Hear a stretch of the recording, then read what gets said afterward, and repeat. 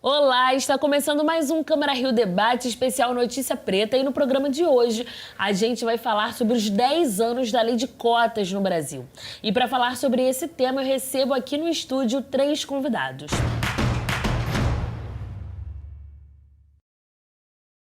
Eu começo as nossas apresentações com a Kátia Antônia. Ela é pró-reitora de Políticas e Assistências Estudantis e a primeira mulher negra a se tornar doutora em Geografia no Brasil. Seja muito bem-vinda, Kátia. Obrigada pelo convite, Thaís. É uma alegria, um prazer estar aqui com vocês.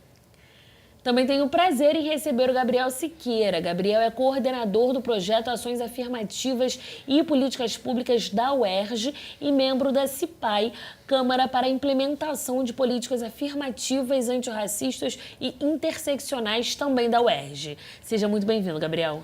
Obrigado pelo convite, Thaís. É uma honra, um prazer estar aqui no debate da Câmara de Notícia Preta. E o nosso terceiro convidado é o professor e cientista social Bruno Francisco. Ele é ex-cotista da UERJ, hoje formado em Ciências Sociais e agora pesquisa etnia, raça e território e outros temas em seu curso de mestrado. Seja muito bem-vindo, Bruno. Prazer é meu, Thaís. Obrigado pelo convite. A Lei 12.711 de 2012, ela implementou as cotas no acesso às universidades e instituições federais aqui no Brasil. Uma década antes disso, a UERJ já tinha as cotas no seu sistema de seleção de alunos. As ações afirmativas, as políticas de cotas nas instituições de ensino superior são frutos da luta do movimento negro e de outros movimentos sociais contra o racismo e contra outras formas de desigualdade. Agora a gente vai assistir uma reportagem sobre esse assunto.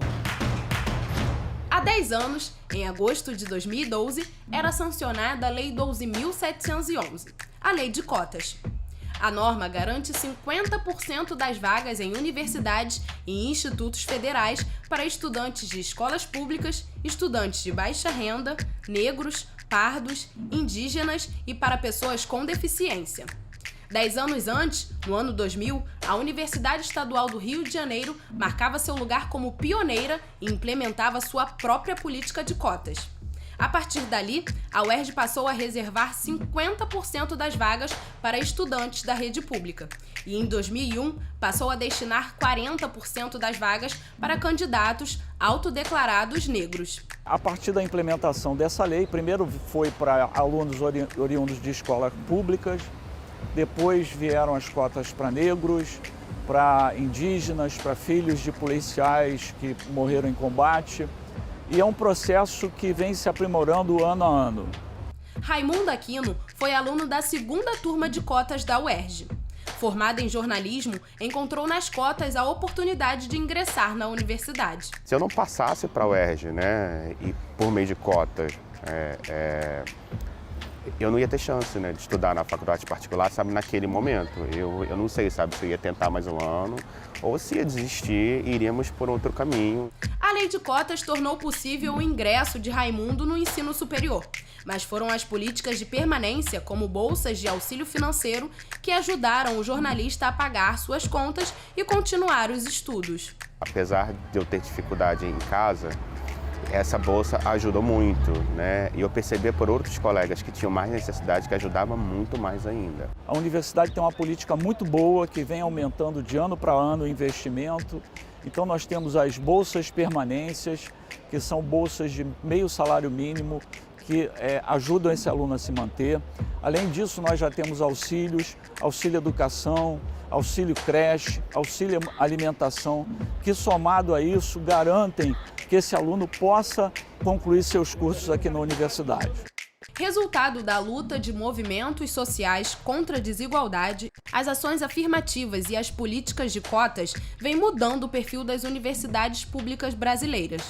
E assim, mudando o país. Essa política de cotas, assim, é essencial, sabe, para um país que é super desigual, né, igual ao nosso, as chances não são as mesmas, né, as oportunidades elas são diferentes. Num país, né, que teve mais de 300 anos de escravidão, é o mínimo de reparação. A gente acabou de assistir essa reportagem, agora eu vou trazer aqui para a professora Kátia. Professora, o sistema de cotas, ele é um sistema de reparação histórica. E muitas pessoas não entendem isso. Eu sou fruto do sistema de cotas, tenho muito orgulho em dizer que eu cursei comunicação na UERJ, entrei em 2004. E sempre que eu posso eu falo isso, porque sim, a gente tem que se orgulhar dessa luta, né? Que é uma luta de muitos. E eu queria que a senhora trouxesse aqui pra gente por que e como o sistema de cotas é, sim, um sistema de reparação histórica. Tá, obrigada pelas perguntas, Thaís. De fato, o sistema de cotas é uma das políticas públicas que, de fato, tem dado certo no Brasil, vamos dizer assim.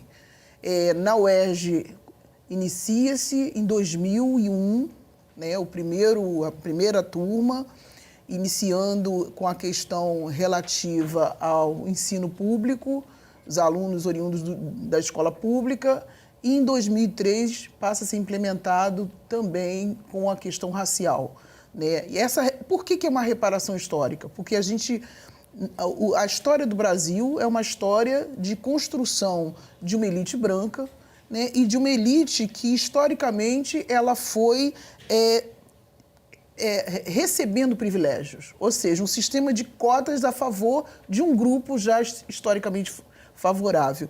E as universidades públicas, que são, na verdade, um patrimônio muito importante, né, da sociedade, por que é um patrimônio importante? Porque toda universidade, as universidades públicas, elas têm o papel de contribuir na formulação do desenvolvimento do país.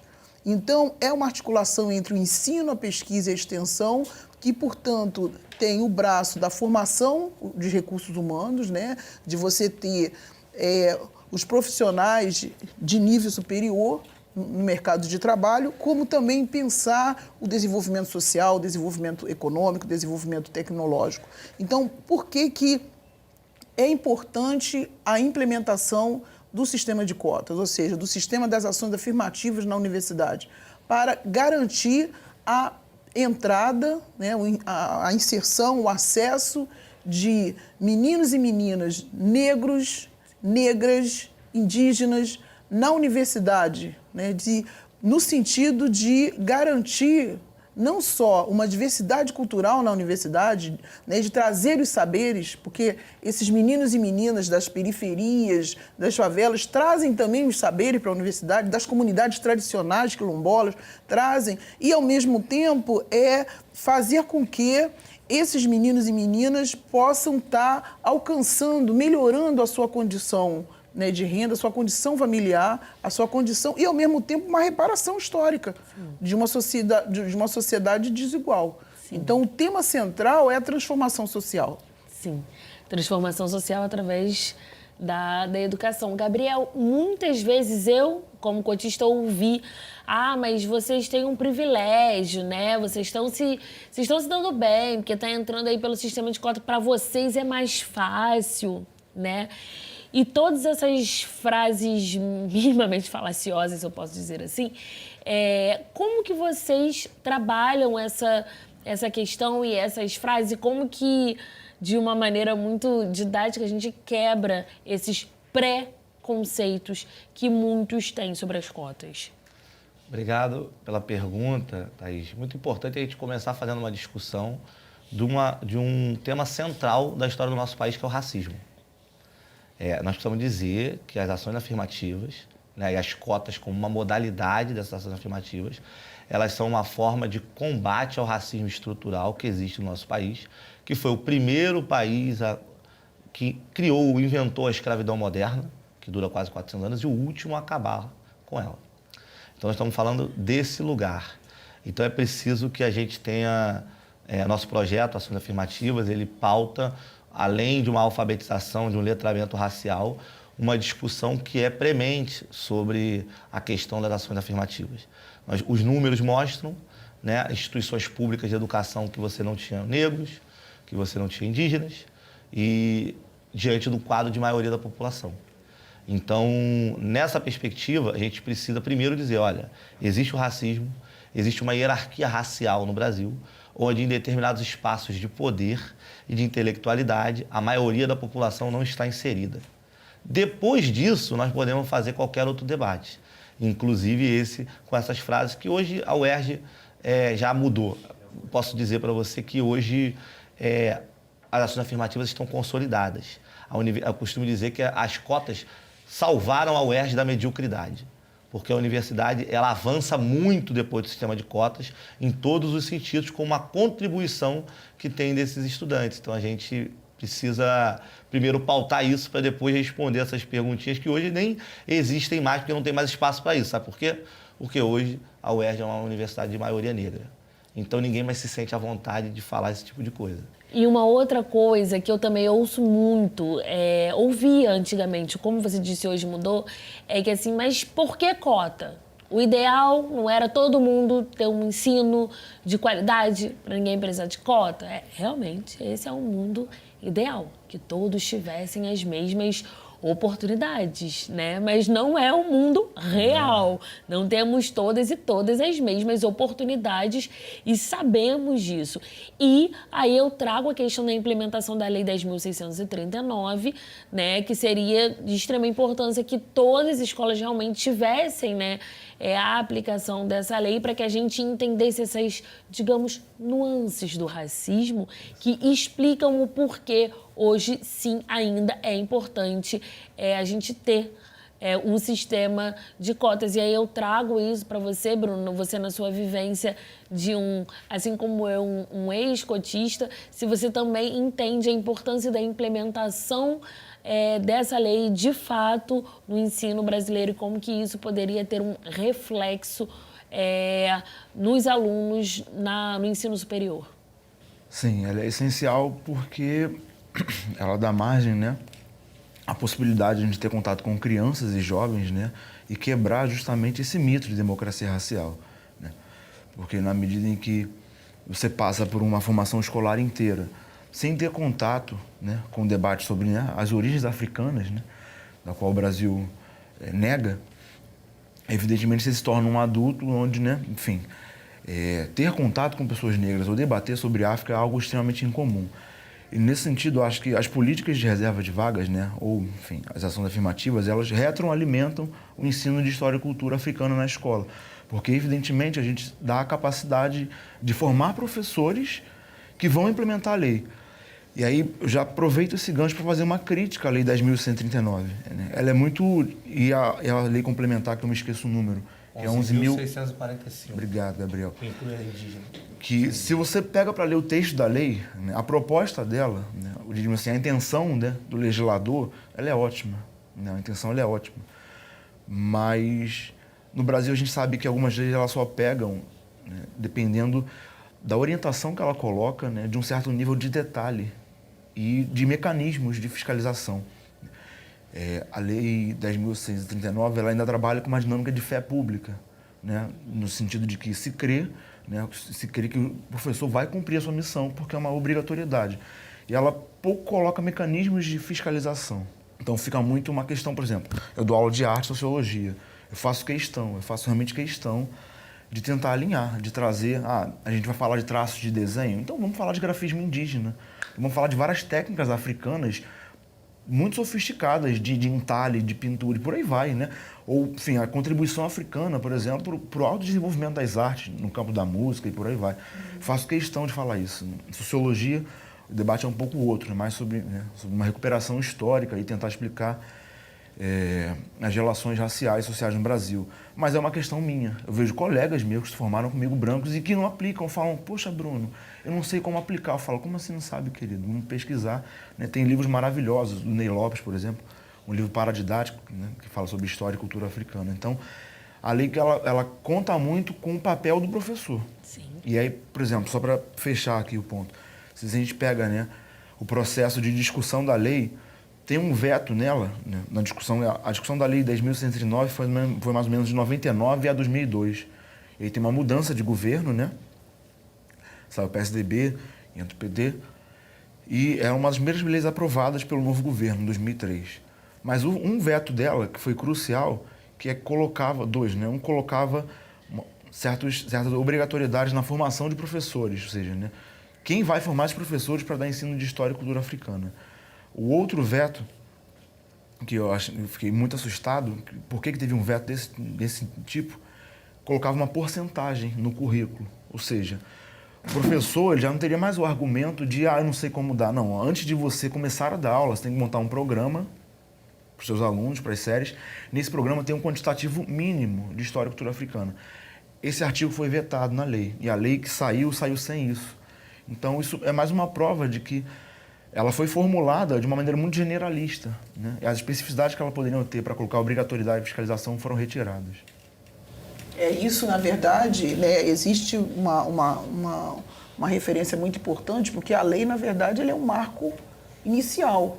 Até aquilo, né, eu até costumo brincar, né, de dizer como geógrafa, como uma lei ela se realiza num território, como é que ela se concretiza. Então, assim, eu acho que tem passos ainda muito importantes, não só para a implementação desses itens, né, do detalhamento na lei, como também de todo um trabalho de conscientização mais ampliado. Porque como no Brasil o racismo ele é construído de maneira romântica, vamos dizer assim, não, eu não sou racista, eu só estou brincando com você, essa tessitura acaba se mantendo também nas relações, inclusive muitas vezes nas relações de aula. O fato do professor, só porque ele está falando do negro, não significa que ele está superando o limite da questão racial, da questão estrutural, né? Então esse dado é muito importante.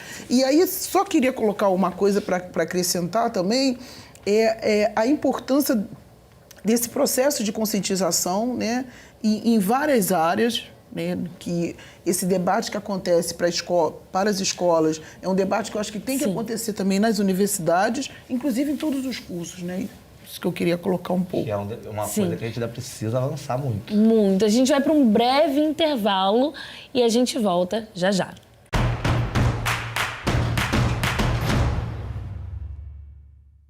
E estamos de volta com o Câmara Rio Debate, especial Notícia Preta, hoje falando sobre os 10 anos da Lei de Cotas. E antes da gente voltar aqui à nossa conversa, quem nos enviou um vídeo foi a Luciane Lacerda, ela é uma importante liderança do movimento negro. No vídeo, ela fala sobre como as cotas são importantes para o combate às desigualdades no Brasil. Vamos assistir.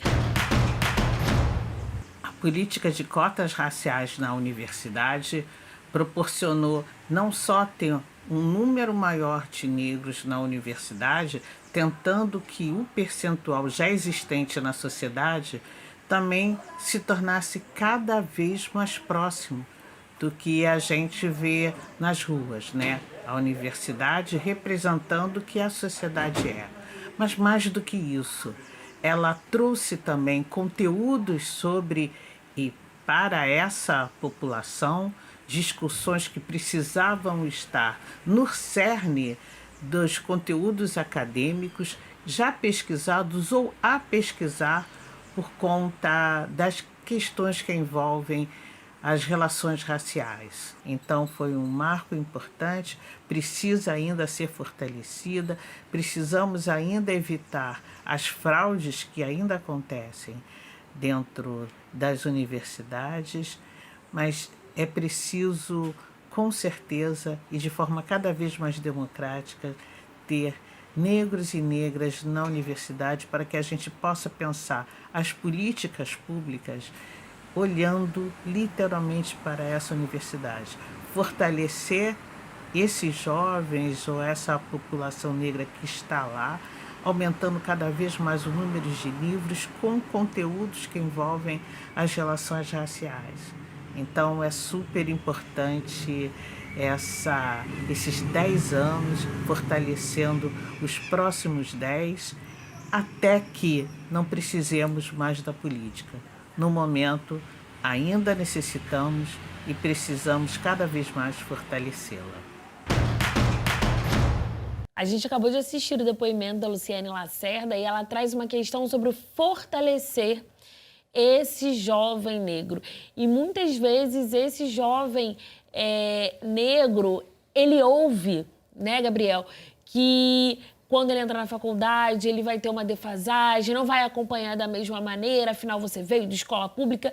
E isso justamente é o que você desmistifica, se eu posso dizer assim, nos seus estudos, não é, Gabriel? Sim. Como que esse jovem cotista, que ele entra na universidade, ele entra de fato preparado? Ele entra preparado porque ele passa por um vestibular. Todo mundo passa por um vestibular, por um processo seletivo, isso é importante dizer. E outra coisa, a nota, por exemplo, que o menino atinge ou a menina atinge no vestibular, ela é uma nota de um determinado processo de avaliação. Depois ele tem outras notas dentro da universidade. E o que nós fomos comprovando à universidade ao longo desses 20 anos de cotas na UERJ? Primeiro que quando você entra, você tem as vagas reservadas. Isso não quer dizer que o cotista já tem uma vaga por ser negro ou ser de escola pública. Ele disputa um processo. A diferença, Thaís, é que ele concorre com pessoas daquele mesmo grupo racial e social da qual ele faz parte. Por exemplo, as cotas para a escola pública. São vagas para a escola pública. O menino que estudou no São Bento, que estudou numa escola particular que custa 4, 5 mil reais por mês, ele também tem direito a essa vaga, ele vai disputar com pessoas iguais a ele que fizeram uma escola que é 5 mil reais por mês. E o menino da escola pública disputa aquelas vagas reservadas. Então ele também tem as melhores notas dentro daquelas reservas de vagas. Isso é uma coisa. A outra, às vezes, tem cotistas que têm notas melhores no vestibular do que não cotistas. E depois, quando se entra na universidade, acabou essa divisão. Todo mundo que está lá é estudante da UERJ. E aí ele tem uma bolsa permanência, ele tem uma série de direitos que ele precisa acessar, que o sistema, né, permite, coloca, mas ele vai ali ter notas, coeficiente de rendimento, né, presença, vai se formar, vão ter outras formas de avaliar. E o que nós descobrimos depois de um tempo na UERJ? Primeiro que, se você pegar cotistas e não cotistas e fizer uma média, o CR do não cotista e do cotista é igual, é 7 ponto alguma coisa. Exatamente. Segunda coisa, os cotistas se formam em menos tempo do que os não cotistas, isso está provado também.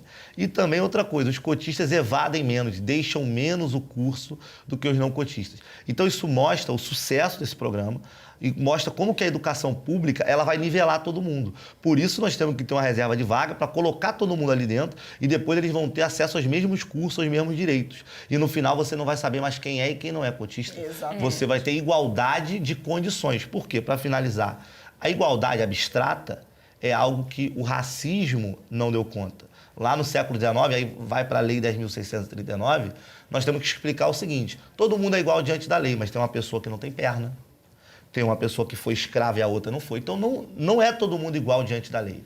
Nós precisamos, dentro da lei, dentro da desigualdade, reconhecer as desigualdades. E aí, sim, você tem ação afirmativa para combater essa igualdade abstrata e ver os grupos que são desiguais na sociedade e dar para ele igualdade de condições para disputar e para estar na vida em sociedade. É disso que a ação afirmativa faz, ela é bem sucedida e aqui no Rio de Janeiro a UERJ ela é exemplo para outras universidades, tanto que nós vamos para os 22 anos, né, contribuindo. E aí, Bruno, o Gabriel trouxe um ponto importante, que é desses que eu não chamo de benefícios, né? Que os alunos cotistas têm. Na minha época, a bolsa era de R$150, o que eu fazia muita coisa, né? Eu saía da Zona Norte do Rio de Janeiro, então eu precisava comer, eu precisava, né, ter a minha passagem, tinha a Xerox, na minha época, muita Xerox. Então, qual é a importância desses benefícios, digamos assim, para a permanência desse aluno dentro da universidade? É crucial, né, Thaís? Porque a gente vive no capitalismo, nada é de graça.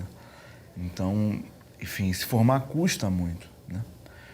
E sempre digo para meus alunos, minhas alunas, que entrar é mais fácil do que se formar, do que permanecer, né?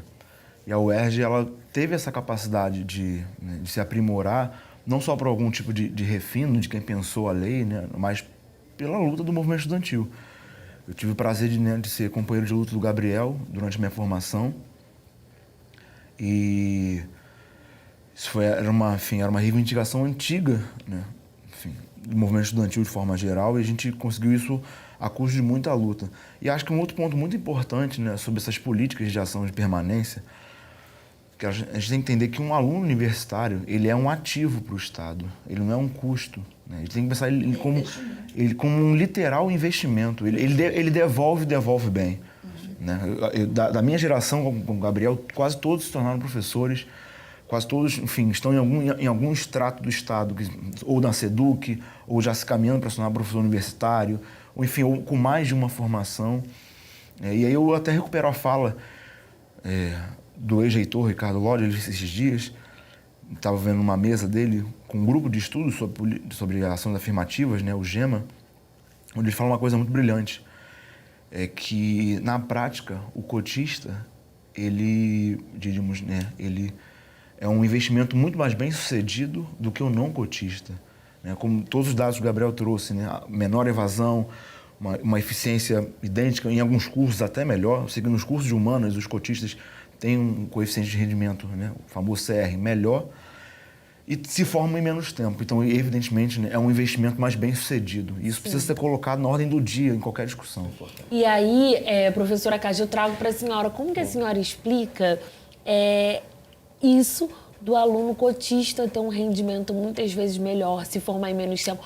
Como que a senhora explica? Eu posso falar por mim, assim, eu vi, como a gente não tem muita oportunidade na vida, quando tem uma oportunidade, eu pego ela e eu faço ela o melhor que eu posso fazer dela, porque é a que eu tenho, né? Eu estudei em escola pública, eu venho do subúrbio, então aquela era a minha oportunidade. Eu peguei ela e eu fiz o melhor. Como que a senhora explica? Será que é isso realmente que faz com que o aluno cotista tenha um desempenho tão bom quanto ou muitas vezes melhor do que um não cotista? É interessante a pergunta, Thaís, porque, de fato, primeiro, essa questão do desempenho. Eu queria até retomar um pouco de que, de fato, é um argumento, um preconceito, né, que caiu por terra. Então, de fato, os nossos alunos cotistas, eles têm um desempenho e inclusive participam não só em torno da nota da sala de aula, como também das atividades de pesquisa e de extensão. Então, há um envolvimento, um comprometimento realmente importante. Tá? E que muitas vezes esse envolvimento ele tem a ver com a própria história dessas pessoas que vivem, né, viveram em condição de precarização e aí passa a valorizar as possibilidades, né? Eu acho que tem essa dimensão. E muitas vezes a gente tem um aluno que vem de uma estrutura mais elitizada, ele não consegue entender, ele leva um tempo na universidade, ele aprende também, ele leva um tempo na universidade a ver o que significa a universidade pública como um direito, o que significa a universidade pública como esse lugar, né, de responsabilidade perante a sociedade, quer seja na sua formação, quer seja nas suas atividades de pesquisa ou de extensão. Então, esse é um dado importante. E aí, como é que a gente observa, né? A gente observa enquanto professora, inclusive, de geografia, que eu sou professora de geografia também, da Faculdade de Formação de Professores de São Gonçalo, estou agora como pró-reitora. Então, a gente observa toda a atenção que esses alunos cotistas, eles vêm buscando e eles vêm participando junto às atividades da universidade, né, com muita conversa, criando, inclusive, os coletivos negros, que é um dado novo que a universidade não tinha. Então, a questão das ações afirmativas, ela passa pela questão, obviamente, de ter o recurso, de melhorar o orçamento para garantia dos direitos e garantia das bolsas e dos auxílios, mas passa também por esse processo de acolhimento, né? E de fazer aquilo que o Paulo Freire já tinha nos ensinado, que nenhuma pessoa é uma folha em branco. Né? Então, quando o Paulo Freire vai falar, por exemplo, do processo de alfabetização, ele pontua que o processo de alfabetização se dá e precisa se dar a partir da história de vida de cada um, das narrativas de cada um. A questão das ações afirmativas é a mesma coisa. Quer dizer, a gente tem um programa agora que são os estágios dos alunos no Serviço Público Estadual. Isso está na Lei 8121 e a gente não tinha feito ainda. E aí o que aparece? Aparece a experiência dos alunos da engenharia, cotistas, cujos pais ou avós eram pedreiros, são pedreiros. Então, vai mostrar o que significa essa virada, né, da construção de um lugar social, né, historicamente precarizado do pedreiro para alguém agora que assina a caneta. Então, esse é um exemplo que poderia ser um marco só para a gente... Tem outros exemplos, como você mesmo acabou de falar. Temos mais um vídeo agora para a gente encerrar o programa de uma estudante, a Rosa Maria Santos, que entrou na Universidade Federal do Rio de Janeiro por meio do sistema de cotas. Vamos assistir. Meu nome é Rosa Maria Santos, eu estudo jornalismo na UFRJ, instituição na qual eu ingressei em 2020 por conta do sistema de cotas. Eu sou a primeira pessoa da minha família a ingressar na universidade pública e a segunda a cursar o ensino superior. Eu venho de uma família em que o grau de instrução é muito baixo. A minha mãe, por exemplo, não teve acesso à educação. Ela passou a infância trabalhando, cuidando de atividades domésticas, cuidando de outras crianças, enquanto meu avô trabalhava em uma plantação, onde a minha mãe também ajudava. Foi por meio das cotas que eu consegui passar em uma escola federal no ensino médio, que me deu uma base teórica maravilhosa para fazer o Enem. E embora eu tenha tido uma nota boa no exame, eu não consegui o resultado mínimo para conseguir passar na ampla concorrência. Então, se não fosse as cotas raciais, hoje eu não estaria na UFRJ. Eu acho que as cotas, elas têm uma importância muito maior do que mudar a renda de uma família. Elas garantem o acesso a direitos que milhões de famílias não têm. Para encerrar o programa, eu, enquanto ex-cotista, faço as palavras da Rosa Maria as minhas palavras. E ela diz que se não fossem as cotas, hoje ela não estaria no UFRJ. E se não fossem as cotas, hoje talvez esse programa não existisse, porque eu não estaria aqui apresentando esse programa. O Notícia Preta não existiria, porque eu não teria formação para fazer o Notícia Preta, e muito mais do que isso. As cotas, elas me levaram tão além, que graças ao UERJ eu consegui fazer intercâmbio, estudar fora 8 anos. Então, viva o sistema de cotas. E foi um prazer conversar e debater sobre esse assunto tão importante com vocês. Eu agradeço a presença de todos aqui. Muito obrigada. Muito obrigada. Você que está em casa assistindo a gente, obrigada pela audiência. Você também pode acompanhar o conteúdo deste programa e muitos outros nos podcasts da Câmara na sua plataforma de áudio favorita. Veja também outras notícias nas nossas redes sociais no Câmara.rio. O Câmara Rio Debate de hoje fica por aqui. Até a próxima. Tchau, tchau.